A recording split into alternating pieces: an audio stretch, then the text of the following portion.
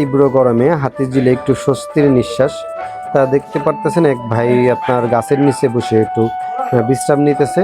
কারণ ঢাকার শহরে প্রচণ্ড পরিমাণে গরম এবং কি গাছপালা নাই বলতে চলে। একটু কুকুরও দেখতে পারতেছেন গাছের নিচে এসে খুবই একদম মনের সুখে ঘুমাচ্ছে। তা অনেকেই দৌড়াদৌড়ি করছে, ছোটাছুটি করছে, দেখতে পারতেছেন হাঁটাহাঁটি করছে হাতিঝিলে। তা আরেক ভাই দেখতে পাচ্ছেন রাস্তার ওই পারে এইভাবেই বেঞ্চের উপরে ঘুমিয়ে রয়েছে গাছের নিচে, যাতে একটু আরাম পায় আর কি। প্রকৃতির যে একটা বাতাস, সেটা কিন্তু আমরা এসি বলেন কিংবা ফ্যান বলেন, এই প্রকৃতির বাতাসটা কিন্তু আমরা কোনোভাবেই কিন্তু ফ্যান কিংবা এসির মাধ্যমে পাবো না। তা এই জন্যই অনেক ভাই ব্রাদার যারা নিম্নতম মধ্যবিত্ত আছেন, তারা আপনার এইভাবেই হাতিঝিলে আপনার এসে ঘুমিয়ে থাকেন অনেকেই। তা আমি বেশ কিছুক্ষণ হাতিঝিলে বিভিন্ন জায়গায় ঘুরলাম, ঘুরে ঘুরে দেখলাম অনেক জায়গাতে আপনার ঠিক এইভাবেই বেঞ্চের উপর ঘুমিয়ে রয়েছে তারা।